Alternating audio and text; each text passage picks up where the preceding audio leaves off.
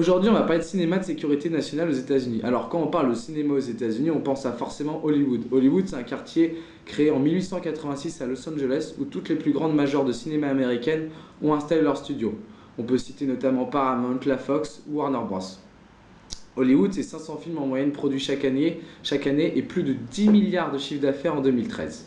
Mais Hollywood, c'est surtout une influence énorme avec des films qui ont marqué l'histoire. Titanic, Avatar, Il faut sauver le soldat Ryan, on peut en citer encore beaucoup d'autres.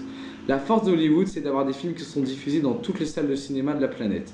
C'est l'élément culturel américain le plus fort. De l'autre côté, on a le concept de sécurité nationale qui joue un rôle hyper important aux États-Unis. En gros, c'est de pouvoir assurer la sécurité et l'intégrité physique de ses citoyens dans son territoire et hors de son territoire.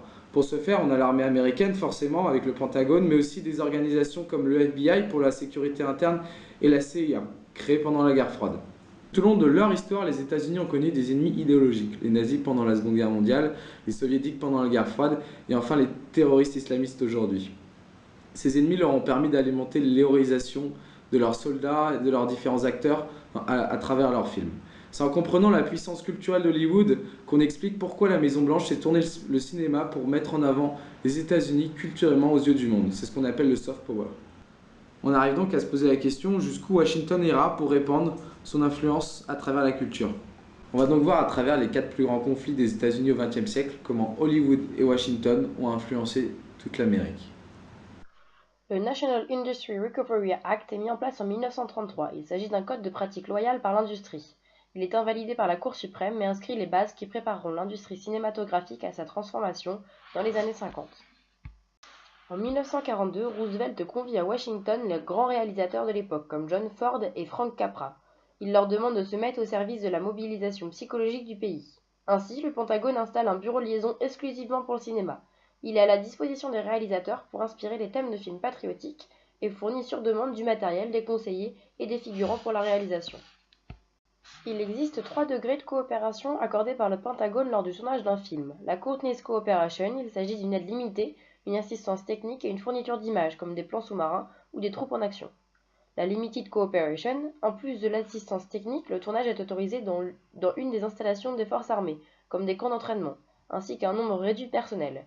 Et enfin, la Full Cooperation, en plus de l'assistance technique et des lieux de tournage, les forces armées fournissent un nombre important de personnel et de matériel, comme des tanks ou des porte-avions. Entre 1933 et 1945, les salles de cinéma sont le seul lieu où on peut voir la Deuxième Guerre mondiale en images.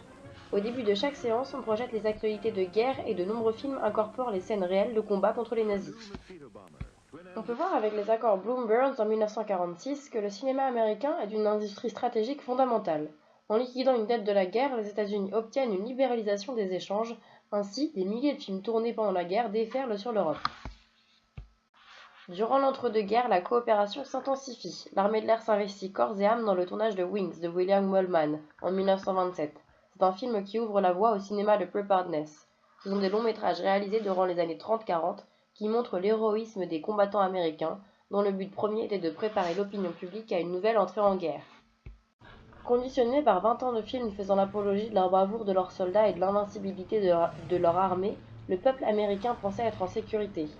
Mais le 7 décembre 1941, l'aviation japonaise détruit une grande partie de sa flotte basée à Pearl Harbor et contredit brutalement la propagande d'Hollywood. Suite à ces attaques, les studios sont entièrement favorables à la cause des Alliés et à ses exigences. La propagande patriotique est considérée comme rentable par Hollywood et permet de transformer les positions sociales et politiques du pays tout en servant d'instrument de politique nationale. Enfin, durant la guerre du Pacifique, la population américaine n'avait aucune conscience de cette guerre et de ce qu'endurait leur GI. Roosevelt commanda à John Ford de fausses séquences filmées de cette guerre pour leur faire réaliser et les impliquer. Pour plus de réalisme, le président va décider pour la première fois l'envoi de réalisateurs et de caméramans avec l'armée sur les porte-avions lors de conflits. La guerre du Vietnam est une période singulière dans l'histoire du cinéma hollywoodien, puisqu'elle marque un divorce momentané mais profond dans les relations entre Hollywood et le Pentagone. L'opinion publique étant très critique vis-à-vis de cette intervention, l'industrie hollywoodienne ne se risque d'abord pas à scénariser le conflit. Exception notable, les bérets verts de John Wayne, qui bénéficient d'un soutien total des forces armées. Ce film cherche à persuader le public américain qu'une débâcle comme celle vécue par les Français à Dien Bien Phu est impossible. Le Pentagone cherchant ici à rassurer l'opinion. Il faut attendre la fin du conflit pour qu'Hollywood s'empare à travers de très nombreux films et non sans controverse du sujet. La guerre du Vietnam a à l'époque totalement fait exploser le complexe militaro-cinématographique. Certains réalisateurs, avec la complaisance du Pentagone, héroïsent les soldats américains et font l'apologie de la politique militaire. On peut citer Rambo 2 ou les deux opus de Portée disparue, film revanchard et grotesque à l'idéologie simplificatrice plus que douteuse, mais soutenu par le Pentagone car légitimant l'intervention américaine et présentant les soldats, et donc les États-Unis, comme invincibles et bienfaiteurs. Ces films qui réinventent l'histoire cohabitent avec des œuvres nettement plus critiques vis-à-vis de l'intervention américaine, telles que le très célèbre Apocalypse Now, qui porte une triple dénonciation sur l'intervention américaine, le trafic de drogue au sein des rangs et la colonisation. Il va sans dire que Coppola ne bénéficia d'aucune sorte d'aide de la part du Pentagone, à tel point que le film soit réalisé grâce au soutien de l'armée philippine. Depuis les années 90, la guerre du Vietnam a lentement disparu des écrans, devenant un simple référence cinématographique, comme dans The Big Lebowski. Le cinéma, plus encore que pour n'importe quelle guerre, a façonné la compréhension collective du conflit vietnamien. Le discours historique peinant à rivaliser avec la vision fictionnelle de l'histoire imposée par Hollywood. Les cahiers du cinéma résument parfaitement cette période, je cite « Ce que le cinéma n'a cessé de radiographier, c'est la guerre livrée par les Américains contre eux-mêmes, contre leur image, leurs peurs, leurs illusions ou leurs désillusions, leur traumatisme ou leur jouissance, mise en scène déréglée de leur devenir. » Dans la continuité de la Seconde Guerre mondiale, la guerre froide est aussi marquée par la forte union Hollywood-Washington, notamment avec le Pentagone, la CIA et le FBI qui se rallient à Hollywood. Le but est de vanter les mérites de l'armée américaine, et pour cela, 3 conditions sont imposées. Les films doivent contribuer à améliorer la vision de l'armée et du Pentagone par le public, donner envie d'intégrer l'armée, et laisser une image toujours positive des actions et décisions du gouvernement. Tout cela, quitte à modifier la réalité. Toutefois, ce qui renforce cette union est l'utilisation du cinéma pour prôner l'idée de sécurité nationale et la politique de Reagan, président de 81 à 89, qui est surtout un ancien acteur. En tant que président, il soutient les mouvements anticommunistes dans le monde entier. En tant qu'ancien acteur, il se sert des relations qu'il a entretenues avec des personnes influentes d'Hollywood pour diffuser et imposer l'idéologie et l'impérialisme américain dans les films. Dans les années 80 naît alors le modèle reaganien, représenté par un héros qui incarne le rêve américain.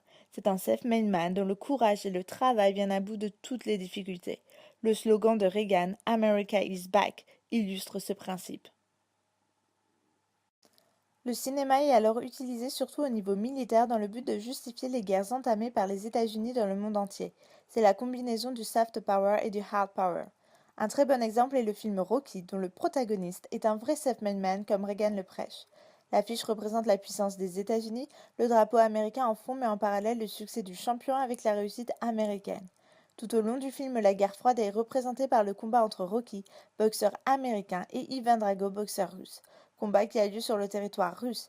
Rocky est alors seul contre tous, mettant en avant l'aspect héroïque des États-Unis. Drago est alors caricaturé, il est grand, blond et sûr de lui. Quant à l'URSS, elle est montrée comme froide et glacée, lui enlevant toute humanité. Ce film transmet l'idée que l'URSS et les communistes sont inhumains, et surtout que les États-Unis sont forts et peuvent s'en sortir sans l'aide de personne. Là encore, les USA sont le leader mondial et garant de la paix, assurant une sécurité nationale. Il existe une continuité idéologique dans le cinéma américain que le 11 septembre n'a pas rompu.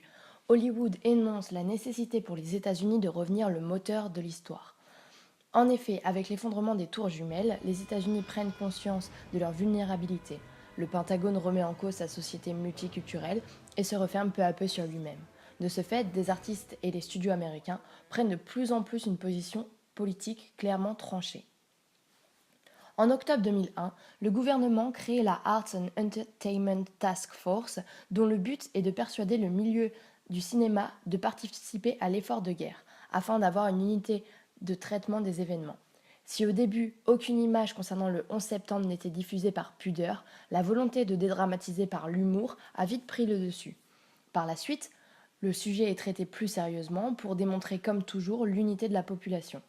Par cette réécriture de l'histoire, l'Amérique affirme qu'elle sait ne pouvoir désormais ne compter que sur elle-même et que la politique d'ouverture à un monde multipolaire et la société de melting pot ont échoué. Hollywood agit alors afin de restaurer un régime de croyance propice à l'unité nationale. Ce qui change depuis la guerre du Vietnam, c'est le ton critique de certains films, notamment sous le gouvernement de Bush. Sont constamment remis en question le pouvoir politique et militaire, le FBI et la CIA. De plus, l'intervention américaine en Irak en 2003 fait définitivement basculer la position hollywoodienne. La situation politique est confuse, on constate une absence de clarté morale. Il est dans ce cas difficile pour Hollywood de s'impliquer dans la défense de la politique extérieure américaine. Ainsi, l'opinion américaine commence à se retourner et le fragile consensus se dissout. Cependant, Hollywood et le Pentagone continuent de travailler main dans la main. Un nouvel objectif est de prôner la surveillance. L'enjeu est d'amener chacun à intégrer les normes de la société de contrôle développée depuis le 11 septembre. D'ailleurs, les films de super-héros se font les auxiliaires de la politique actuelle et le cinéma met en avant des héros providentiels.